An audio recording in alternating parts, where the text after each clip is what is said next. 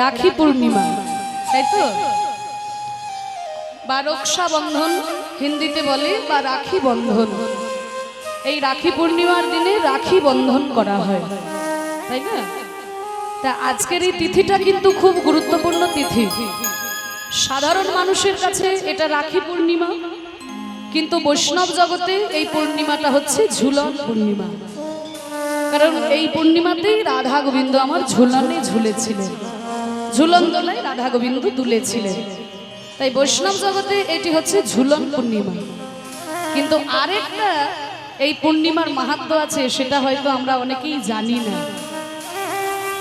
জানেন তো, এই রাখি পূর্ণিমার দিনে বলরামের জন্ম হয়েছিল। এটা কিন্তু আমাদের অনেকের জানা নেই।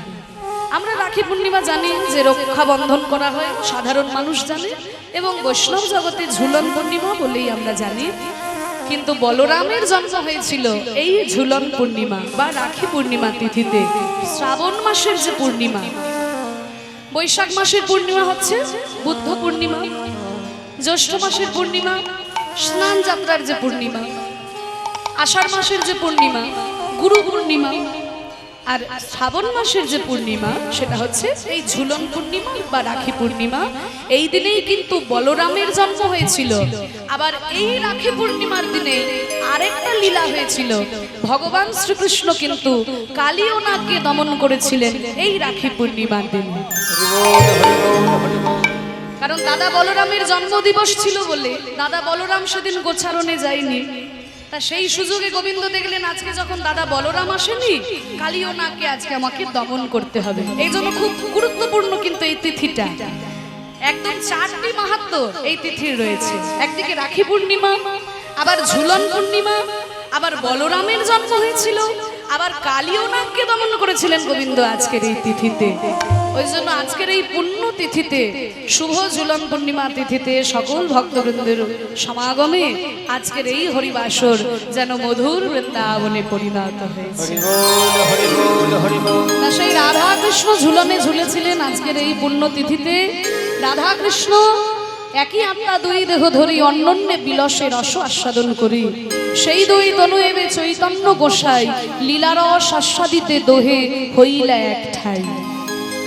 রাধা এবং কৃষ্ণ একই আত্মা, পৃথক নয়। সেই দুটি দেহ এক হয়ে, দুটি দেহ মিলিত হয়ে সোনার বরণ গৌর হয়ে এসেছেন আমাদের সোনার নদিয়ায়। তাই কখনো তার মধ্যে আমরা দেখতে পাই রাধারানীর ভাব, কখনো দেখতে পাই কৃষ্ণের ভাব।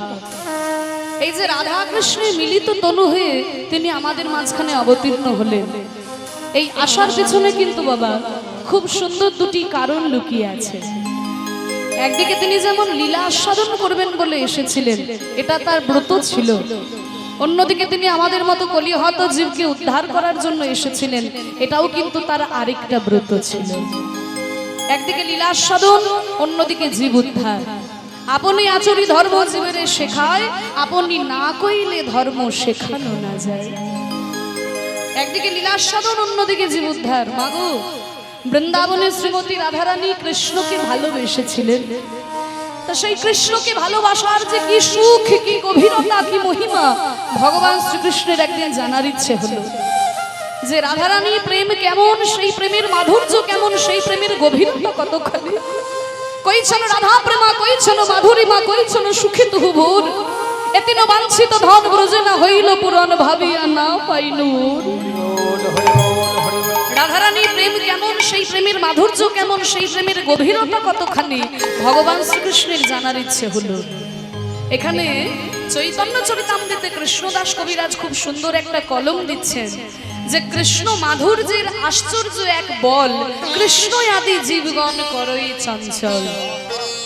এই কৃষ্ণ মাধুর্যটা এমনই বস্তু ছিল বাবা, যে শুধু জগতের জীব নয়, শুধু জগতের জীব নয়, স্বয়ং ভগবান কৃষ্ণ একদিন নিজের প্রতিচ্ছবিকে নিজে দর্শন করে আকুল হয়ে গেছিলেন, ব্যাকুল হয়ে গেছিলেন। একদিন ভগবান শ্রীকৃষ্ণ বৃন্দাবনের একটা মণিখচিত দেওয়ালে নিজের প্রতিচ্ছবিকে নিজে দর্শন করলেন। নিজের প্রতিচ্ছবিকে নিজে দর্শন করে মনে মনে চিন্তা করছে, আহা, সম্মুখে দাঁড়িয়ে কত সুন্দর একটা রূপের মানুষ। ওই রূপের মানুষটাকে যদি কিছুক্ষণের জন্য আমি আমার হৃদয়ে ধরতে পারতাম, তাহলে আমার এই হৃদয়ের জ্বালাটা জুড়িয়ে যেত। এই বলে গোবিন্দ করেছেন কি না, নিজের প্রতিচ্ছবিকে নিজে ধরবেন বলে ছুট লাগিয়েছেন, নিজের প্রতিচ্ছবিকে ধরবেন বলে দৌড় দিয়েছেন। কি গো মায়েরা, নিজের ছায়া কি কখনো নিজে ধরা যায়? নিজের প্রতিচ্ছবিকে নিজে ধরা যায় না? গোবিন্দ যখন নিজের প্রতিচ্ছবিকে নিজে ধরবেন বলে ছুট লাগিয়েছেন, অমনি পিছন থেকে বিশাখা এসে হাতটা টেনে ধরেছে। ও বধূ, এমন ভাবে পাগলের মতো ছুটতে ছুটতে কোথায় যাচ্ছ? গোবিন্দ বললেন, বিশাখা, বিশাখা দেখো সামনে দাঁড়িয়ে কত সুন্দর একটা রূপের মানুষ, ওই রূপের মানুষটাকে যদি কিছুক্ষণের জন্য আমি আমার হৃদয়ে ধরতে পারতাম, তাহলে আমার হৃদয়ের জ্বালাটা জুড়িয়ে যেত। বিশাখা একটু হেসে বলছে, ও বধূ, যাকে ধরার জন্য তুমি এমন পাগলের মতো ছুটে যাচ্ছ, ওই মানুষটাকে তুমি তো চেষ্টা করলেও কোনোদিন ধরতে পারবে না। কেন কেন ধরতে পারবো না বিশাখা? না, যাকে ধরার জন্য তুমি এমন পাগল হয়ে ছুটে যাচ্ছ, ওই মানুষটা যে আরেকজনের কাছে জন্ম জন্মান্তরের জন্য ধরা পড়ে আছে। কেশে বিশাখা, এই বৃন্দাবনে এমন ভাগ্যবান বা ভাগ্যবতী কে আছে? বিশাখা বলছে, সে আর কেউ নয় গো, সে হচ্ছে আমাদের প্রেমময়ী করুণাময়ী শ্রীমতী রাধা ঠাকুরানী। রাধারানী, চলো চলো বিশাখা, তবে আমাকে তুমি রাধারানীর কাছে নিয়েছো। আজকে রাধারানীর চরণ তলে এসে গোবিন্দ বলছেন, রাধে গো, যেই মানুষটাকে দেখে আমি এমন পাগল হয়েছি, আমি এমন ব্যাকুল হয়েছি, আমি বিশাখার মুখে শুনলাম ওই মানুষটা নাকি তোমার কাছে জন্ম জন্মান্তরের জন্য ধরা পড়ে আছে। ওগো রাধে গো, আমি সারা জীবনের জন্য চাইছি, মাত্র কিছুক্ষণের জন্য যদি তুমি ওই মানুষটিকে আমায় দিতে, তাহলে আমার এই হৃদয়ে ধরে আমার এই হৃদয়ের জ্বালাটা আমি জুড়াতাম।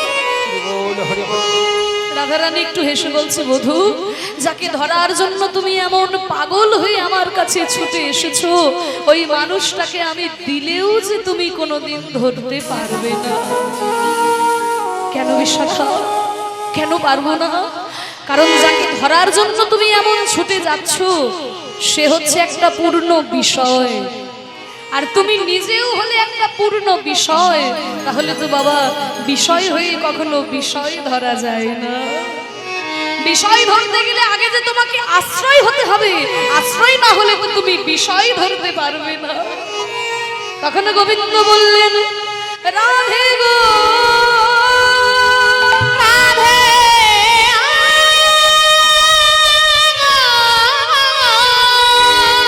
আশ্রয় হওয়ার কথা যখন বললি বলো বলো, আমি আর কোথায় আশ্রয় নেব? আমি কোথায় আশ্রয় নেব? এসেছি যখন তোমার ওই রাতুল রাঙা চরণে, রাতুল রাঙা চরণে। ও রাধে গো,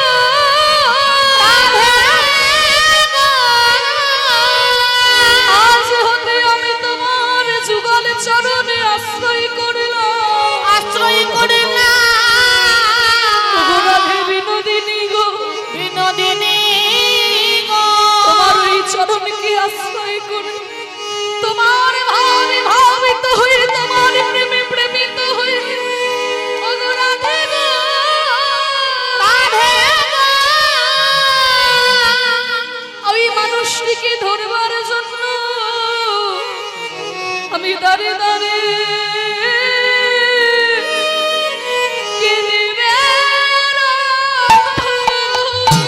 আমি দাঁড়ে দাঁড়ে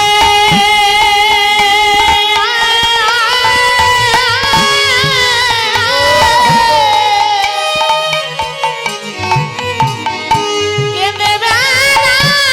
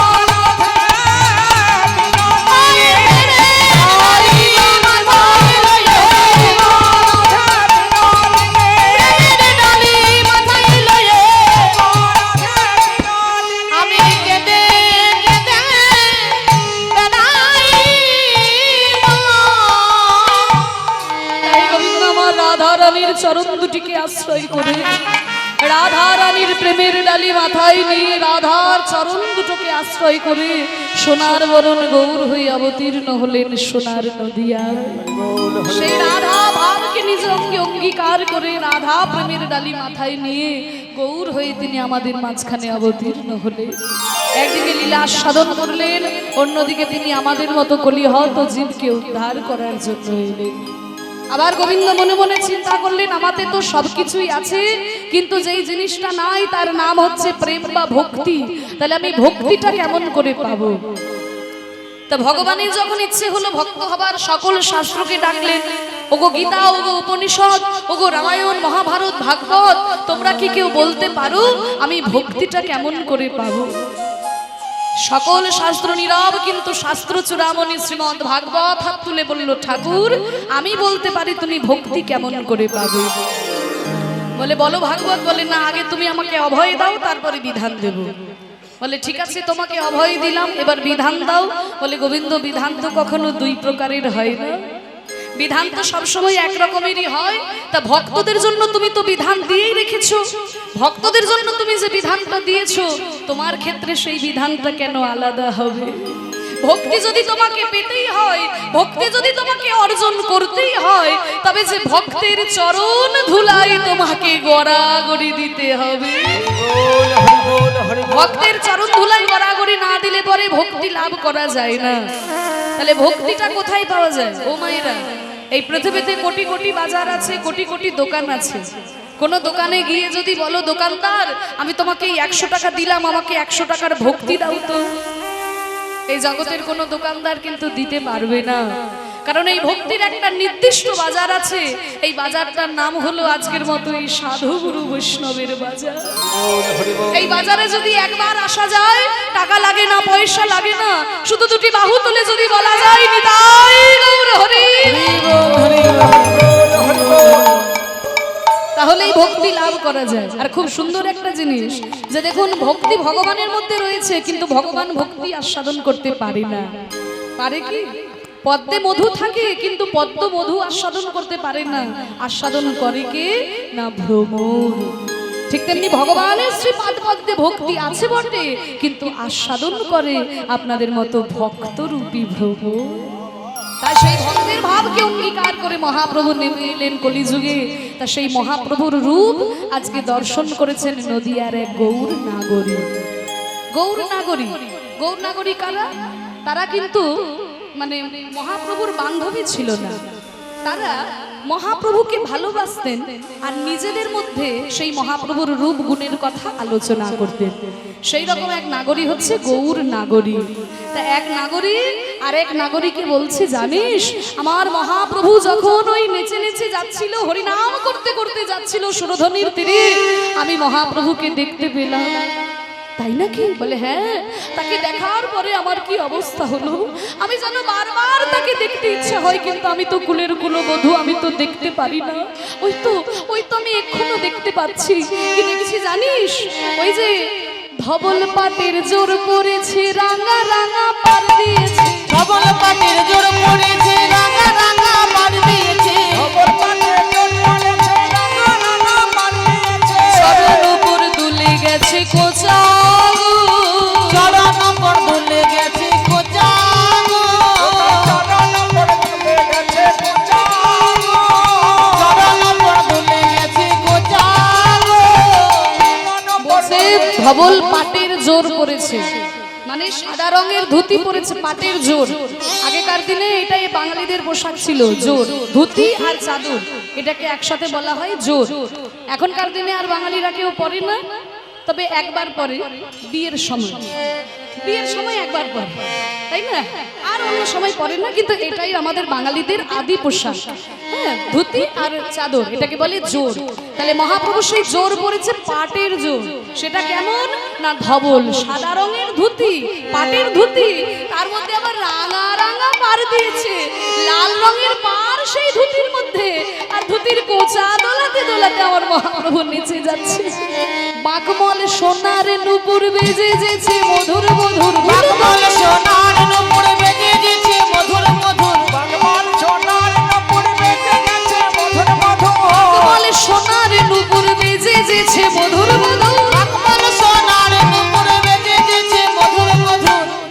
চরণে তিনটি গয়না, বাঁক, মল আর নুপুর, এই তিনটি কিন্তু সোনার। হ্যাঁ, আগেকার দিনে মেয়েরাও পরতো, ছেলেরাও পরতো। বাঁক কোনটার গোড়ালির উপরে আগেকার দিনে একটা গয়না পরতো, সেটাকে বলা হচ্ছে বাঁক। আর পায়ের পাতাটা যেখানে শেষ হচ্ছে সেখানে থাকে মল, আর পায়ের পাতা আর গোড়ালির মাঝখানে নুপুর। তিনটে গয়নাই কিন্তু সোনার। বাঁকমল সোনার নুপুর বেজে যেছে মধুর মধুর, বাকমল সোনার নুপুর বেজে যেছে মধুর মধুর, রূপ দেখিয়া ভুবন মুরছাবো, রূপ দেখিয়া ভুবন মুরছাবো। আবার কি দেখলাম জানিস? কি দেখলি রে? ওই যে দিঘলে দিঘলে চাচরে তু চুল তাই গুজেছি চাপা ফুল, দিঘল দিঘল চাচর চুল তাই তো দেখে চাপা ফুল, দিঘলে দিঘলে চাচর চুল, দিঘল দিঘল মানে একেবারে ঢেউ খালানো কোকড়ানো চুল মহাপ্রভুর। দিঘলে দিঘলে চাচর চুল তাই গুজেছি চাপা ফুল, দিঘল চাচর চুল তাই বুঝেছে চাপা ফুল। ও মা চাচর চুলে চাপা ফুল, চাচর চুলে চাপা ফুল, চাচর চুলে চাপা ফুল, চাচর চুলে চাপা ও ফুল, মজালে মজালে কুল চাচর চুলে চাপা ফুল। মজালে মজালে ফুল, চাচর চুলে চাপা ফুল। বাকমল সোনার নুপুর, তারপরে দিঘল দিঘল চাচর চুল তাই গুজেছে চাপা ফুল। আবার কুদমালতির মালা বেড়া ঝোটাগো, কুদমালতির মালা বেড়া ঝুটাগো, কুদমালতির মালা বেড়া ঝোটাগো। কুদমালতির মালা বেড়া ঝুটাগো। আবার কি জানো? চন্দন মাখা গোরা রায় বাহু দুলাই নিচে যায়, চন্দন মাখা গোরা রায় বাহু দুলিয়া নেচে যায়, চন্দন মাখা গোরা রায় বাহু দুলিয়া নেচে যায়। আমার নয়ন বয়ন যেন কুঁদে কুঁদা, নয়ন বয়ন যেন কুঁদে কুঁদানো। হাত দুটো নাড়াতে নাড়াতে যখন যাচ্ছে, সারা গায়ে চন্দন তো, বিন্দু বিন্দু চন্দন ঘামের মধ্যে দিয়ে চরণ তলে পড়ছে মহাপ্রভু। হাত দুটো কেমন করে নাড়াচ্ছে জানিস? কেমন করে? বাহুর হিলন নয় যেন করির শুঙ্গ কিসে লিখি, বাহুর হিলন দুলন দেখি করির শুঙ্গ কিসে লিখি। ও মা যেন হাতের সুর দুলছে,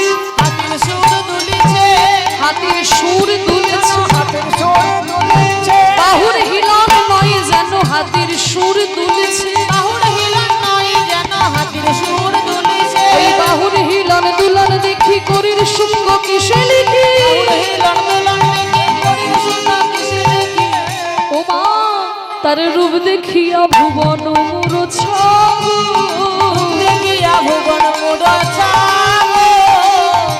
ও মাইরা তোমরা আমাকে ভালোবাসো? ভালোবাসো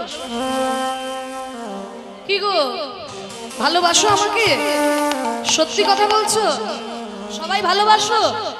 বেশ, যারা যারা ভালোবাসো না একটু উলুধ্বনি দাও।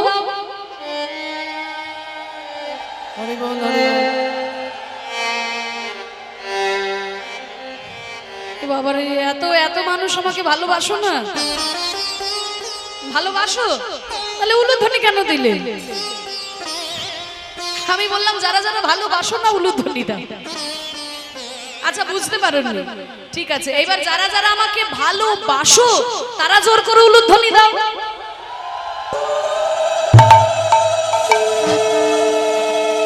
বাহ, না না, সবাই ভালোবাসে, সবাই ভালোবাসে গো, তখন বুঝতে পারে। যাক, তোমরা এত মানুষ আমাকে ভালোবাসো বলে সত্যি আমার মনটা আনন্দে ভরে যাচ্ছে। ও মায়েরা, ভালো যখন বাসো তাহলে আমার জন্য একটা কাজ করতে পারবে? বলে এই মরেছে, ভালোবাসি বলে বিপদে পড়েছে, এখন আবার কাজ দিয়ে দিচ্ছে। বলে না গো মা, কোনো কঠিন কাজ নয়, খুব সহজ কাজ, কোনো কঠিন কাজ নয়, জানো তো? এই দেখো, এই যে আমি তো কুলের কুলবধূ, আমি তো ঘরের বাইরে বেরোতে পারি না, আর আমি ভালোবাসি ওই মহাপ্রভুকে, তা মহাপ্রভুর সামনে গিয়ে আমি তার সঙ্গে কথা বলতে পারি না। তাহলে ভালো যখন বাসো, আমার জন্য একটা কাজ করো। আমি তো এই কুলের কুলবধূ, আমার শাশুড়ি আছে, ননদি আছে, আমার কুল মর্যাদার ভয় আছে, আমি বাইরে গিয়ে মহাপ্রভুর রূপ দর্শন করতে পারি না, মহাপ্রভুর নাম করে কাঁদতে পারি না। কিন্তু এই যে ছোট্ট জানলাটা দেখছো, এই রাস্তা দিয়ে, এই সামনের রাস্তা দিয়ে মহাপ্রভু আমার হরিনাম করতে করতে চলে যায়। যখন এই জানলাটা সামনে দিয়ে যায়, ওইটুকু সময় আমি আমার গৌর হরিকে দর্শন করতে পারি, জানো তো। তা তোমরা যদি আমাকে ভালোবাসো, তাহলে কিছু কথা বলে, দুটো কথা বলে মহাপ্রভুকে এই জানলাটার সামনে দাঁড় করিয়ে রাখতে পারবে, তাহলে বেশিক্ষণ, একটু বেশিক্ষণ আমার মহাপ্রভুকে আমি দর্শন করতে পারবো। হরি বল, হরি বল। ওরে কেউ এমন ব্যথার ব্যথিক থাকে, কথার ছলে খানিক রাখে, এমন ব্যথার ব্যথিক থাকে, কথার ছলে খানিক রাখে। কেউ এমন ব্যথার ব্যথিক থাকে, যে কথার ছলে খানিক রাখে। এমন ব্যথার ব্যথিক থাকে, কথার ছলে খানিক রাখে। একটু কথা বলে যদি আমার গৌর হরিকে দান করিয়ে রাখো, তাহলে কি হবে জানো? আমি নয়ন ভরে দেখি রূপখানি গো, নয়ন ভরে দেখি রূপখানি গো, নয়ন ভরে দেখি রূপখানি গো। লোচন দাস বলে কেন নয়ন দিলি গৌর পানে, লোচন দাস বলে কেন নয়ন দিলি গৌর পানে, লোচন দাস বলে কেন নয়ন দিলি গৌর পানে, লোচন দাস বলে কেন নয়ন দিলি গৌর ও পানে। তুই কুল মজালি আপনায় আপনি গো, মজালি আপনায় আপনি গো, কুল মজালি আপনায় আপনি গো। মজালি আপনায় আপনি গো। মহাপ্রভুকে দেখেছেন, দেখে সেই দুঃখের কথা আরেক নাগরীর কাছে বলছে। আরেক নাগরী বলছে, হ্যাঁ রে, এত সুন্দর রূপ, গৌর রূপ তুই যখন দর্শন করে এসেছিস, তাহলে আমাদের কাছে আরেকটু সেই রূপের কথা বল না, আমরা প্রাণ ভরে শ্রবণ করি। শ্রবণ করবি তো? না, হ্যাঁ আমরা শ্রবণ করব। তাহলে কি আমরা দেখলাম জানিস? কি দেখলি? দেখলাম মধুকর রঞ্জিত মালতী মণ্ডিত জিত ঘন কুঞ্চিত কেশব। এটা কিন্তু পুরোটাই একটা শব্দ, একটা সংস্কৃত শব্দ। হ্যাঁ, পুরোটাই একটা শব্দ। তাহলে একটু উল্টো দিক থেকে আমাদের ব্যাখ্যাটা বুঝতে হবে, যেহেতু সংস্কৃত। কি বলছে? কেশব।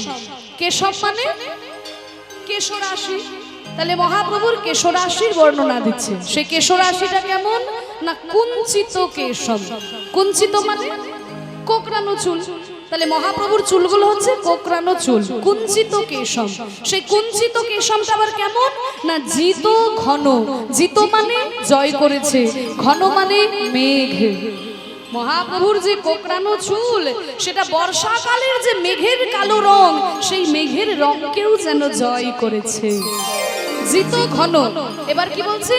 মালতী মণ্ডিত, মানে মালতী ফুলের মালা দিয়ে ঝুঁটি বাঁধা আছে।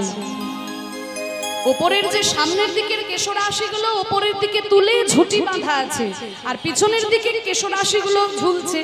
সেগুলো মনে হচ্ছে যেন ঘন কালো মেঘ, মেঘকেও জয় করেছে। আর ওপরে যে ঝুঁটিটা বাঁধা আছে মালতী ফুলের মালা দিয়ে। বলে না, মালতী ফুল নয়, মধুকর রঞ্জিত। প্রত্যেকটা মালতী ফুলের উপরে মধুকর এসে এমন ভাবে বসেছে, দেখে মনে হচ্ছে যেন মধুকর দিয়েই কেউ মালা করে দিয়েছে। এবার বুঝে পেয়েছেন? মধুকর রঞ্জিত মানে মধুকর দিয়ে সাজানো, মালতী মণ্ডিত মালতী ফুলের মালা দিয়ে ঝুঁটি বাঁধা, জিত ঘন মানে কালো মেঘের বর্ণকেও জয় করেছে, কুঞ্চিত কেশম মহাপ্রভুর ওই কোকড়ানো চুল। তাহলে কেশরাশির নিচে কি রয়েছে? তিলক বিনিন্দিত শশধর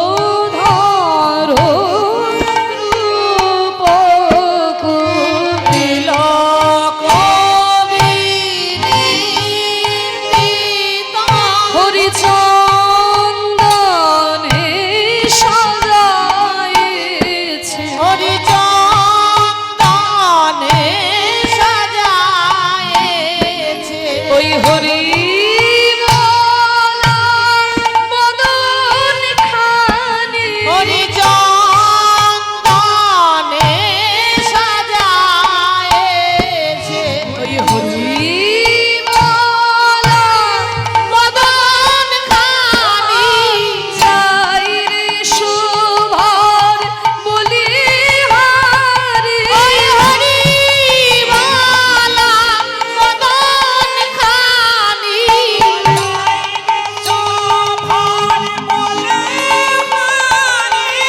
হরি বল মদন খানি যাই রে সোহান বলিহারি হরি বল হরি বল যাই রে সোহান বলিহারি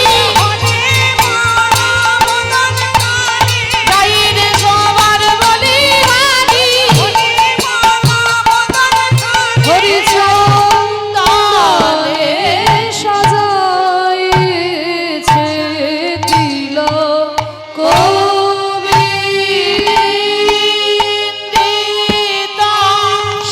শশধর রূপক যুবতে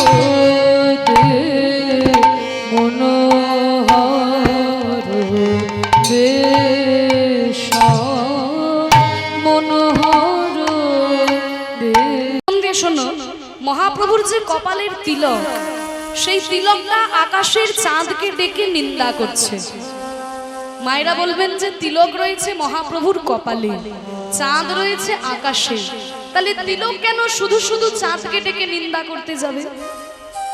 কোনো তো একটা কারণ থাকা দরকার।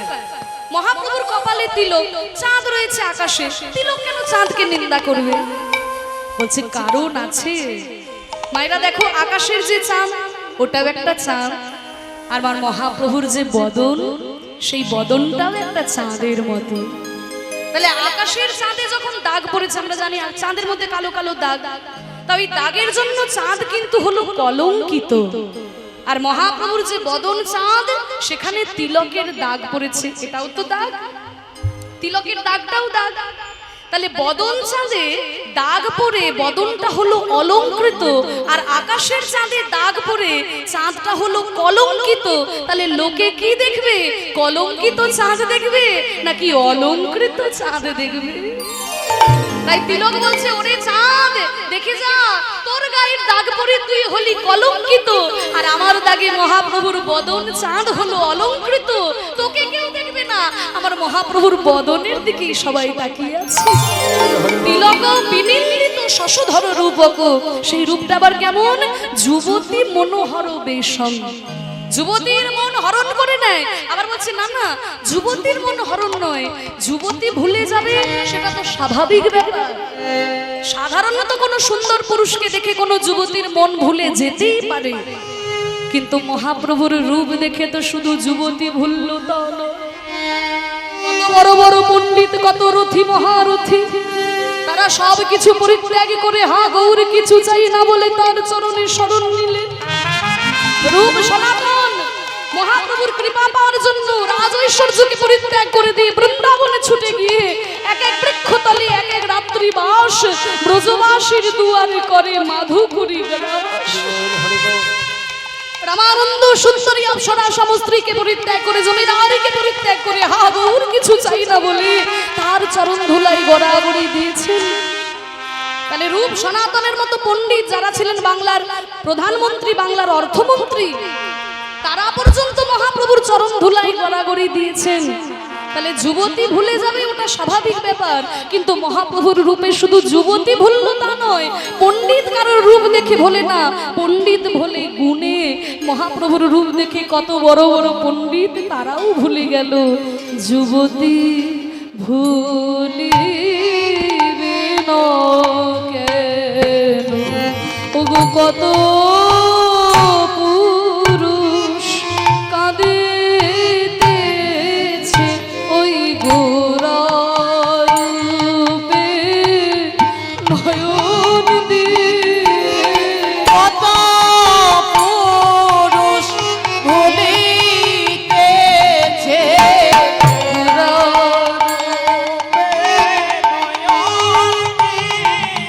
ওই কত পুরুষ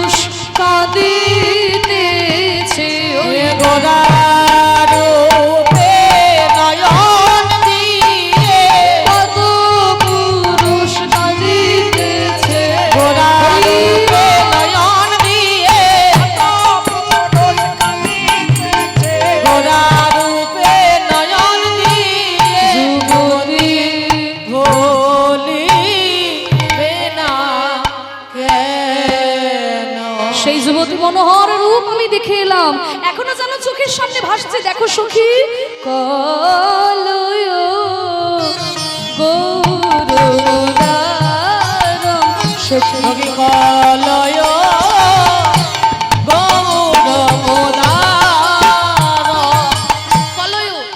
কলয় মানে হচ্ছে দেখো, কাকে দেখবে? গৌর। সেই গৌর কেমন উদার, এমন মহাপ্রভুর মতো উদার, করুণার সিন্ধু অবতার। না না, এমন হয় নাই আর হবার নই গো, এমন হয় না আর হবার নয় গো, করুণা সিন্ধু অবতার। এমন হয় না আর হবার নয় গো, কলিযুগের ভাগে হয়ে গেল করুণা সিন্ধু অবতার, কলিযুগের ভাগে করুণা সিন্ধু অবতার, করুণা সিন্ধু অবতার। এমন হয় না আর হবার নয় গো, ওই নিন্দিত হঠাৎ কান্তি কলেবর নিন্দিত হাত ক্লান্তি কলেবর। তোমার কাঁচা সোনা আমি কিসে বাগুনি, কাঁচা সোনায় আমি কিসে মনি, আমার গৌরাঙ্গের রূপ লাবণী। কাঁচা সোনায় আমি কিসে মনি, এ যে লাখো বানু কাঞ্চন ওই গোরাঙ্গের পোলাবনি, লাখো বানু কাঞ্চন যিনি, ওই গোরাঙ্গের পোলাবনি, ওই গোরাঙ্গের পোলাবনি। কাঁচা সোনায় আমি কিসে মনি, সোনার সঙ্গে মহাপ্রভুর রূপের আমি কি তুলনা করব? শুনেছি জগতে সোনা নাকি সুন্দর, জগতে সোনা নাকি সুন্দর।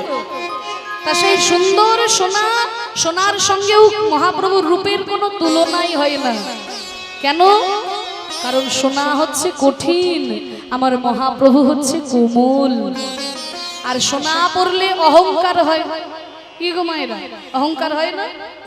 সোনার অহংকার, সোনা পড়লে অহংকার হয়। কিন্তু মহাপ্রভুর কে যদি কেউ হৃদয়ে ধারণ করতে পারে, তার অহংকার যদি থেকেও থাকে সেটাও দূরে চলে যায়। সোনার অহংকার এমন মাগো, কি গো, কোনো বিয়ে বাড়িতে যদি আপনি সোনার গয়না পরে যান, কোনো মা যদি সোনার গয়না পরে যান, দেখবে একবারে অহংকারে মাটিতে পা পড়বে, তাই না? কেউ যদি ইমিটেশনের গয়না পরে যায়, তার অত অহংকার হবে না। কিন্তু সোনার গয়না যদি পরে, তার একেবারে অহংকারে মাটিতে পা পড়বে।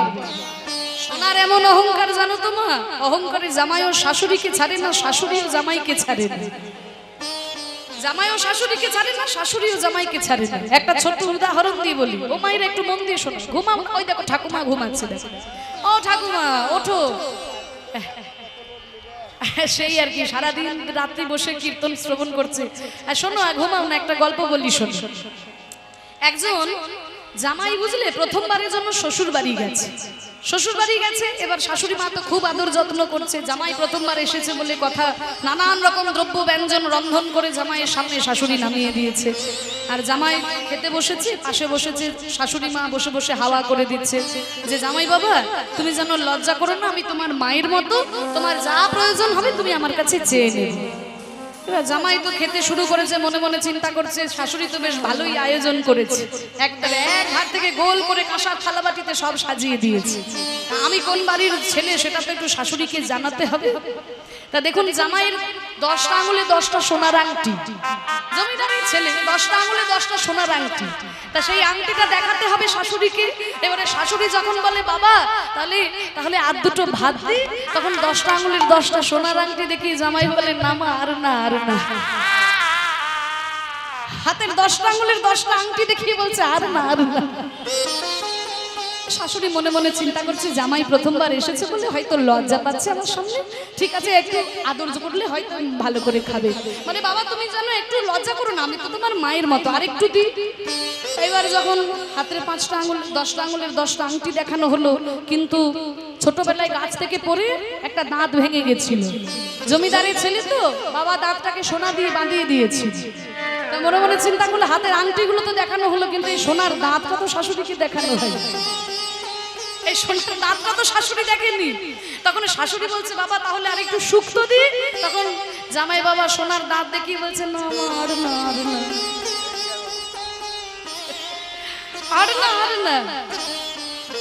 শাশুড়ি এবার বুঝতে পেরে গেছে কি জামাই বাবা তুমি তো আমাকে দেখি লজ্জা পাচ্ছ না, তুমি আমাকে সোনার দাঁত দেখাচ্ছ। তুমি কি ভেবেছো তুমি জমিদারের ছেলে, আমি কি জানতে পারি বউ নাকি? শাশুড়ি মনে মনে চিন্তা করছে দেখিয়ে দেবো আমিও কোন বাড়ির বউ, আমিও জামাইকে ভালো করে বুঝিয়ে দেবো। রাত্রেবেলাতে যখন সন্ধ্যাবেলায় ঘরে গিয়ে আলমারিটা খুলেছে, গয়নার বাক্স বার করেছে, যত গয়না ছিল এক ধার থেকে সব পড়েছে। মানে মাথার টিকলি থেকে শুরু করে নাকের নখ, বড় বড় কানের মালা, চুড়ি, বাজু, তারপরে সব পড়েছে, কোমর বন্ধনী সব, নুপুর সব রকম পরে নিয়েছে। এবার পরে রাত্রেবেলায় জামাইকে খেতে দিতে এসেছে। খেতে দিতে এসে মনে মনে চিন্তা করে মাথার সামনে এত বড় ঘোমটা থাকলে তো জামাই বাবা আমার গয়নাকাটিগুলো দেখতে পারবেন না। এবার জামাই তো দেখে অবাক, শাশুড়ি এত সাজগোজ কেন করেছে। এবার জামাই বাবাকে তখন শাশুড়ি মা মনে মনে চিন্তা করছে এত বড় ঘোমটা থাকলে আমার নাকের নথটা দেখতে পারবে না। তখন ঘোমটাটা সরিয়ে শাশুড়ি জামাইকে বলছে বাবা আর দুটো দিন, আর দুটো ভাত।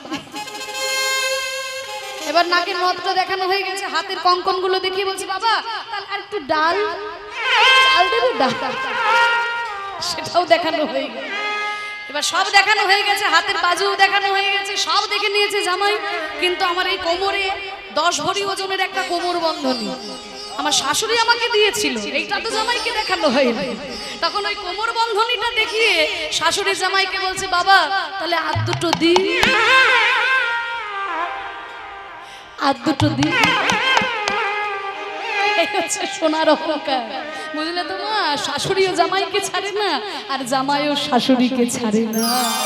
তাহলে সোনা পড়লে অহংকার হয়, কিন্তু আমার গৌর সোনাকে যদি কেউ একবার হৃদয়ে ধারণ করতে পারে অহংকার তো হয় না। যদি অহংকারে থেকেও থাকে সেটা দূরীভূত হয়ে যায়নি। তাই গৌর হরিব সোনার সঙ্গে মহাপ্রভু রূপের তুলনা হয় না। গর্বিত মারক মারব কামদেব দেখে মনে মনে চিন্তা করলো আমার কি রূপ, আমার মহাপ্রভুর রূপের কাছে আমার রূপের কোনো তুলনা হয় না। তখন করলো কি কামদেব চরণ তলে লুটিয়ে পড়লো, মহাপ্রভুর চরণের 10টা নখ রূপে শরণ হইল। আহা মহাপ্রভুর এই রূপ এত সুন্দর, কিন্তু মাগো অনেকে আছে দেখবে দেখতে খুব সুন্দর, খুব সুন্দর দেখতে, কিন্তু মুখটা সারাদিন এমন বাংলার মাছের মতো করে থাকে যে মুখের দিকে তাকাতে ইচ্ছে করে না। কিন্তু মহাপ্রভু যেমন দেখতে সুন্দর তেমনি মুখে মৃদু মন্দ হাসি, মধু মধু রশ্মিত লোভিত তনু, মধু মধু রশ্মিত লোভিত তনু, অনুপম ভাব বিলাস, অনুপম ভাব বিলাস, নিজ নব রাগ বিমোহিত মানস, বিকথিত গত গত ভাষ, বিকথিত গদ গদ ভাষ। ও ভাইরা অনেকে আছে দেখবে দেখতে সুন্দর কিন্তু মুখের এমন ভাষা পাশে 5 মিনিট বসে থাকতে পারবে না। কিন্তু আমার মহাপ্রভু যেমন দেখতে সুন্দর, মুখে হাসি, তেমনি কত সুন্দর গদ গদ ভাষা বলে, গদ গদ ভাষা বলে, গদ গদ ভাষা বলে, গদ গদ ভাষা বলে, পুরবের ভাবে বিভোর হয়ে গদ গদ ভাষা বলে, পুরবের ভাবে বিভোর হয়ে আমার ভাব নিধি গৌর হরি, পুরবের ভাবে বিভোর হয়ে ভাবে নিধি গৌর হরি, পুরবের ভাবে বিভোর হয়ে ভাবে নিধি গৌর হরি, পুরবের ভাবে বিভোর হয়ে গদ গদ ভাষা বলে। পরমা কিঞ্চন কিঞ্চন নরগণ, কিঞ্চন কিঞ্চন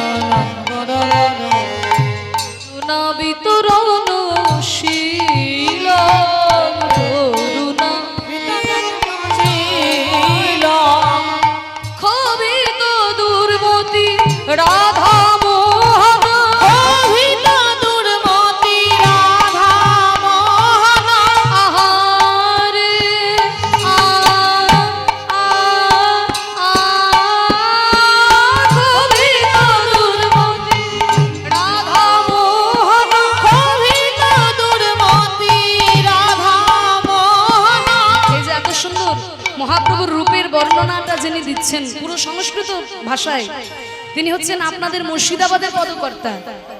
আপনাদের মুর্শিদাবাদ জেলা খুব গুরুত্বপূর্ণ বৈষ্ণব জগতে, কারণ মুর্শিদাবাদ জেলায় সব থেকে বেশি পদাবলী রচিত হয়েছে। আপনাদের মুর্শিদাবাদ জেলায় আপনাদের গর্ব করা উচিত, কারণ মুর্শিদাবাদে সব থেকে বেশি পদাবলী রচিত হয়েছে, বৈষ্ণব পদাবলী। আমাদের বীরভূমেও হয়েছে, কিন্তু সেটা মুর্শিদাবাদের পরে। বীরভূমে রয়েছে সব থেকে প্রাচীন পদাবলী, প্রাচীন পদাবলী বীরভূমে রয়েছে, কিন্তু সংখ্যায় যদি বেশি বলেন এই রাধামোহন ঠাকুর, তিনিও যে মুর্শিদাবাদের পদকর্তা, এবং এর সঙ্গে আরো অনেক পদকর্তা রয়েছেন, তাদের পদগুলো আপনাদের মুর্শিদাবাদের সব থেকে বেশি সংখ্যায় রয়েছে। এই যে রাধামোহন ঠাকুর, তিনিও আপনাদের মুর্শিদাবাদেরই পদকর্তা ছিলেন। তিনি এই এত সুন্দর বর্ণনা দিচ্ছেন মহাপ্রভুর রূপের, যে পরমা কিঞ্চন কিঞ্চন নরগণ। মহাপ্রভুর রূপে সবাই মুগ্ধ হলো তা নয়, এত উদার গৌর অবতার যে সেই গোলকের প্রেম তিনি আমাদেরকে দান করলেন। পতিত জীবের দ্বারে দ্বারে যাদেরকে কেউ কোনোদিন, যাদের কথা ভাবেনি কেউ কোনোদিন, তাদেরকে রাস্তা থেকে তুলে এনে মহাপ্রভু কোল দান করেছেন। আকিঞ্চনকে তিনি কোল দান করেছেন। তা বলছে পরমা কিঞ্চন কিঞ্চন নরগণ করুণা বিতরণশীলম। সেই গোলকের প্রেম তিনি বিতরণ করে দিয়েছেন, কিন্তু আমার এমন দুর্ভাগ্য যে মহাপ্রভুর ওই প্রেম আমি লাভ করতে পারলাম না।